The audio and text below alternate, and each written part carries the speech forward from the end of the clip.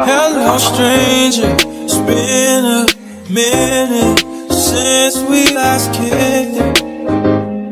And by the way, just got in town. Hey guys, I hope that you're well. Don't mind me if I look a bit dusty. I'm wearing a jacket that actually attracts dust. I don't know why I did that to myself. Anyway, I just wanted to come on here to welcome you to the channel. There's a bit of a switch off. We spoke about it recently. I think I was still in Durban when we spoke about job hunting and all the details that have to do with it. So basically, as you know, the state of the country is what it is. The load shedding, unemployment rate, I think is above 50% at this rate. So we think what to do at this point. And if you want to know and you're a teacher or you're somebody with a degree and possibly have a TEFL certificate, keep on watching. So don't forget to like, comment and subscribe. What has happened was I've been watching videos about how I could possibly increase my chances of getting an online teaching job. So that's what we're going to be talking about, online teaching jobs and how to increase your chances. So I started by watching videos on what the prerequisites are. So we're going to talk about the prerequisites, what you need to have. You need to have a qualification, preferably in teaching, or any type of BA type, like 4-year degree, and you need to have a TEFL certificate. Some companies actually don't need you to have a degree, but they would prefer you to have TEFL in order to know how to teach English as a second language to foreign students. Okay, cool. So then now we need to look at our experience. With some companies, they require you to have experience, a year or two and so forth. Not that they know, but like it's best it's best to actually have that bit of experience of being in class or online. And then we see that we also have the availabilities of in-office companies that are hiring. So basically they are subcontractors. I would call them subcontractors. Some of them are based in Bryanston here in Johannesburg. There's a company called MPC, and then there's Pangea, a few in Port Elizabeth, Port Edward or Port Elizabeth if I'm not mistaken. I think it's Port Elizabeth Gqeberha. So we'll delve into that in the next video, but right now we are talking about the ones where you can work from home. When you're searching for these job opportunities, be specific and state working from home. Otherwise, they will be filtering and sending you, they won't be filtering, and instead they will be sending you companies that want you to work in an office, which has happened to me before. So I'm speaking from experience.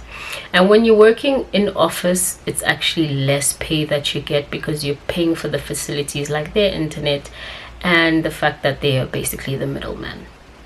Okay, so there's a website that has all the jobs that you can buffer through. The website will be linked down below. It's called OETS Jobs, but I'll link it below if I'm pronouncing it or mispronouncing it. And this space here, this website, has a lot more jobs than you would find on Dave's ESL, which is another website. Dave's ESL, I would suggest, is best to be used by people who are willing to relocate and go to whichever country is looking for teachers, whether it's in the Middle East or Asia, but mostly it's the Asias. So Southeast Asia, Colombia as well, so it's the South Americas as well. So I would suggest looking on OETS Jobs. They have all the ESL jobs and they have descriptions as to what the employer is looking for, the minimum hours and so forth. So when it comes to ESL jobs, there are how can I say, stipulations, like how we've mentioned, things such as what the prerequisites are, so the things that you need to have before applying, and then also knowledge of the contract of the company. Obviously, people sometimes aren't as honest and aren't as transparent as the employer, but you have to do your due diligence to you have to do your due diligence. Our English. You have to do your part, basically, to research as to what the contract of the company is like, and also websites such as I think it's called Glassdoor helps with the reviews. I have managed to escape a lot of dodgy companies through that website. It's really helpful. So before you get yourself stuck in a pickle, do your research about the company, and if they pay on time, if they actually do follow what they said that they would follow on the contract. It is very helpful to do that.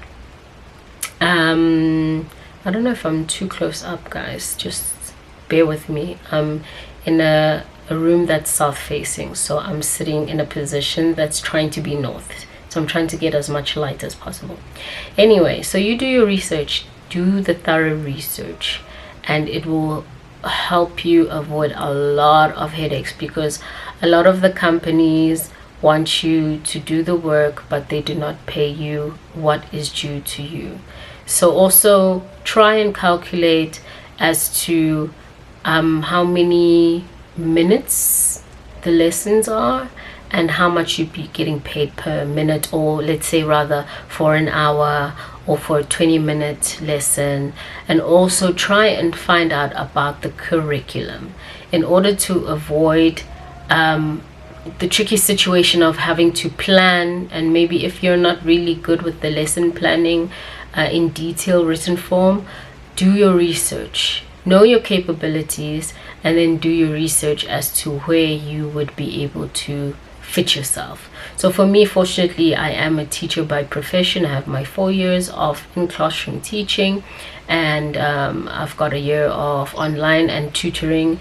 I've got my degree, so let's just put that aside. So for me, I've practiced several times with in terms of doing my lesson plans, so, and the feedback. If you're not yet strong on that part of the game, I would suggest that you actually look for a company that has the curriculum ready for you and doesn't need you to give the students like written feedback. So that is helpful. Another helpful bit is trying to find out if the company has an online platform like an app, or a site where you can teach, so basically an interface, or you have to use something like Zoom or Skype to teach. So that's also very important. And also another thing that you would have to do as research is to find out, read up on, in order to avoid getting rejected, first know that they're going to need you to also do a speed test. That's one thing that's a prerequisite that I didn't mention, a speed test. So when you're doing the speed test, you have to know very well as to what the minimum is that they require for you to have. A big suggestion and a tip for you guys that I discovered a while ago is that in order to increase your speed on your router or Wi-Fi setting, is to actually switch off every other device, disconnect every other device, switch off your TV if it's connected to the TV, switch off all the phones if they're connected, and your computer, and then use that device. So if you're using like your one laptop to do your speed test, turn that on only, and trust me, the speed will increase. Like the other day, I was doing a speed test just to prove my point, and we had like about 6 other devices connected, and the speed test came up to like 6 megabits per second or something like that for the upload, for the download time speed. And then when I switched off all other devices except the laptop, it was on 10 10 some change, so 10.56 I think, if I was not mistaken. So can you see as to how helpful that is? Just all these little tips that not a lot of people share, because it can be quite a daunting experience trying to look for avenues and just trying to look for solutions as to how you can make your life easier during your application. Okay, there's a list of companies. So let me just count the major players in the game. There's Cambly. With Cambly right now, I don't know if they're on a freeze hire, but they're really quiet for a lot of people, and a lot of people suggest applying multiple times with multiple email addresses. You set up your profile there, you upload a video, and so on and so forth. So the video I'm talking about is an introductory video and a demo lesson. I don't know if they actually ask for both or just one of the other. So basically we will also delve into demo lessons and also intro videos.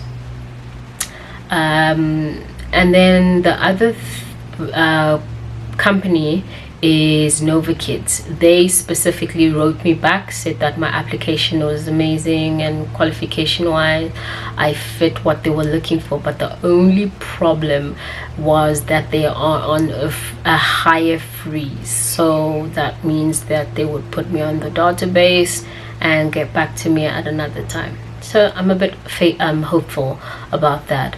Another company is Latin Hire. Latin Hire got back to me, but right now I'm just still waiting. And then there's Palfish, which is quite a popular one. They have their own like app for the teacher as well, and you do the demo lesson. What had happened was I booked a lesson with them, and then what happened was I was not prepared because I didn't have the slides that they require from you. And my lesson got booked for like 2 days after my application was sent through. So I was just like, I don't even know the slides, I don't know the interface, I just feel so very underprepared. So I'm gonna try again, try and watch as many videos of people doing the lesson, and I'll try and copy, like in terms of how they do and structure their lesson, so that would give me like an advantage. Palfish. And then there are companies that I'm not so sure if they actually are still hiring, like italki and iTutor Group. There's so many, but if you go on to ESL Jobs, you find out that there's more companies than what we know and what YouTube has put out there. So I will be showing you soon a screen of how to actually go through the process, because some of them actually, if you put up your application and resume on the website of the ESL Jobs, automatically you can apply to the different companies without filling out forms. So it makes life so much easier for you, because I know it's exhausting to rewrite everything. But another suggestion is to have everything in a Word document in terms of your general questions and answers that most companies will ask, like, why do you want to work for our company? This is the question you'd get for any application, really. And also, like, why are you passionate about teaching? What is your teaching philosophy? I know my teaching philosophy off by heart now already. Like, learning should be fun. It's just one of those things for me, and that knowledge is knowledge with understanding. So I use those bits and pieces. So if you don't know how to answer, also go to Gmail and find out. Guys, it's a lot of preparation that you have to do. My battery is flashing. I don't know why now when I'm sitting down to film, but I'll just link down my introductory video and my demo lesson, and I hope that helps you. Okay guys, until next time when we delve deeper into the demo lessons and the details of the demo lessons, I hope that you actually can secure the job that you're looking for, which will make your life so much easier in this economy and this recession that we are facing. And it gives you the opportunity to work from the comfort of your own home. Although we know that this is not cheese and bologna, it is not milk and butter, it's not an easy thing to do, but it is what it is at this point, and it's better than sitting at home unemployed. So let's get up, let's do it for ourselves, because nobody else is gonna give you that coin that you're gonna get when you hustle hard, guys. Let's do this. Until next time, ciao guys.